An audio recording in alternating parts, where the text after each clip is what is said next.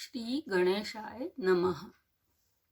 भागवत महापुराण एक अमल पुराण है और इस पुराण में करीब 12 स्कंध हैं।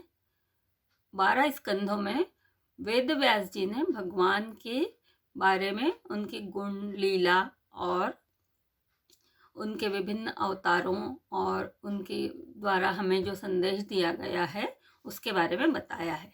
तो प्रथम अध्याय से शुरू करेंगे, मुनियों की जिज्ञासा। भागवत महापुराण के प्रथम स्कंध के प्रथम अध्याय में बताया गया है कि नैमिषारण्य में शौनक आदि ऋषिगण भगवान तथा उनके भक्तों को प्रसन्न करने के लिए 88,000 मुनियों ने 1,000 वर्षों तक सतत चलने वाले यज्ञ में एकत्रित होकर कई सारे प्रश्न किए। यह यज्ञ सूत जी के नेतृत्व में किया जा रहा था। तब श्री सूत जी से मुनियों ने जिज्ञासावश प्रश्न किए। वे प्रश्न इस प्रकार हैं। प्रथम प्रश्न में मुनियों ने सूत जी से पूछा, आपने आध्यात्मिक और भौतिक प्रकृति के ज्ञान को महर्षि वेदव्यास से वैज्ञानिक तरीके से किस तरह से सीखा है। दूसरा प्रश्न किया, कली काल में मनुष्य सदैव विचलित क्यों रहता है। समस्त शास्त्रों का सार क्या है।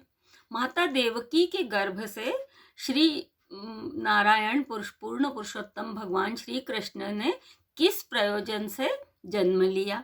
भगवान के विभिन्न अवतार और लीलाओं के बारे में भी बताइए। पूर्व के आचार्यों ने भगवान के महिमा मंडन के लिए क्या संदेश दिए हैं, यह भी प्रश्न किया। फिर मुनियों ने पूछा कि भगवान के नाम मात्र के उच्चारण से कैसे मुक्त हुआ जा सकता है, जबकि पवित्र गंगा नदी में कई दिनों तक, कई वर्षों तक अगर स्नान किया जाए तो भी पवित्र होने की संभावना बहुत कम रहती है। फिर प्रश्न किया कि भगवान के पावन नाम और यश कीर्ति के बारे में भी बताइए। भगवान की लीलाएं किस तरह उनकी अंतरंगा शक्ति से संचालित होती हैं। भगवान का दिव्य संदेश मनुष्य मात्र के लिए क्या है। कली काल में दुर्लभ सागर को पार करने के लिए आपके स्वयं के उद्गार क्या हैं, इस बारे में भी पूछा। कली काल में धर्म ने किसका आश्रय लिया। इस प्रकार मुनियों ने कई सारे प्रश्न श्री सूत जी से पूछे। भागवत पुराण में 2 प्रकार के संवाद आते हैं।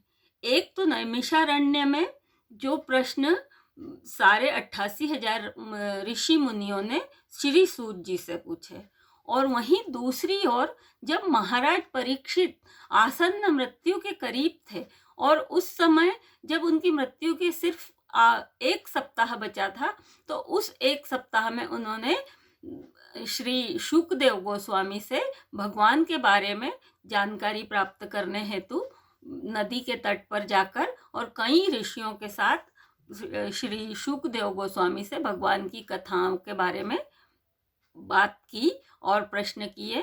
तो भागवत महापुराण इसीलिए अम्ल पुराण कहा जाता है, क्योंकि इसमें 2 प्रकार के संवाद भी आते हैं और भगवान के रूप, लीला, गुण आदि अवतारों के बारे में जानकारी दी जा रही है।